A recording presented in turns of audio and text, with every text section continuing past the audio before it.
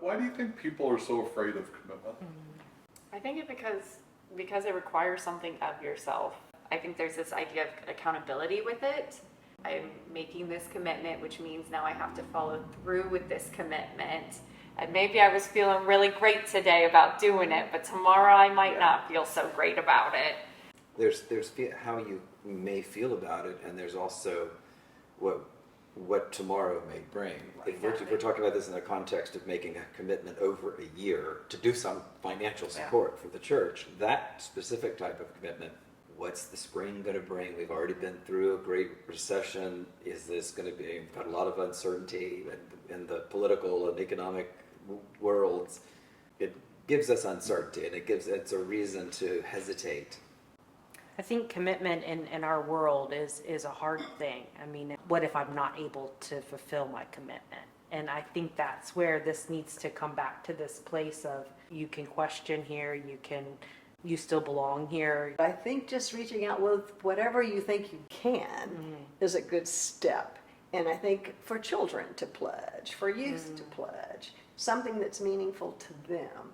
I think a little bit about the question of why don't people want to commit?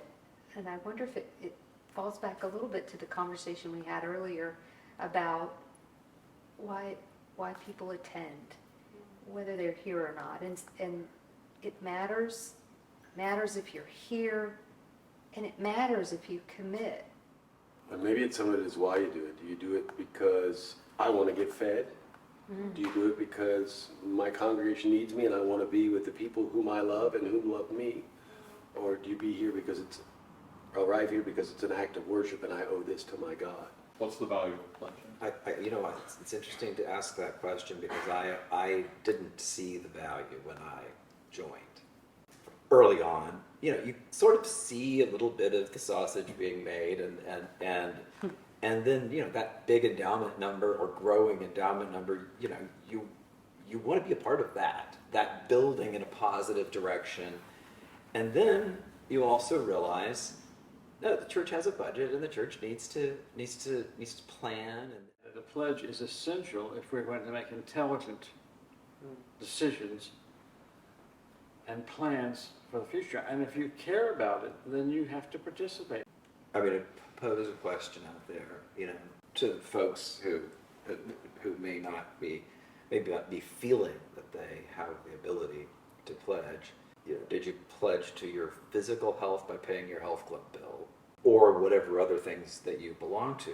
And so this is your spiritual health, and might count equally or more than your physical health, or name your other thing that is a higher priority. Or just examine personally what your priorities are. Look at your checkbook.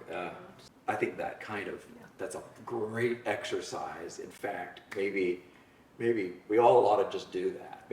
Well, I think it's also the idea that no pledge is unequal to another pledge, Exactly. even if the denomination amount is different. It's just a pledge. It all adds up in the end. What you can give is still valued, even though it might not have as many zeros behind it as you would hope or you would want, or the person next to you does.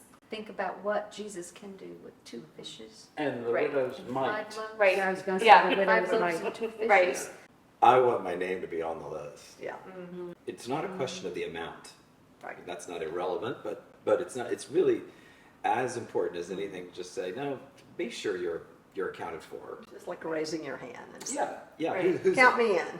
Who's in? And that's question number one. The amount is another personal question, but the are you in? Everybody ought to say yes. Right.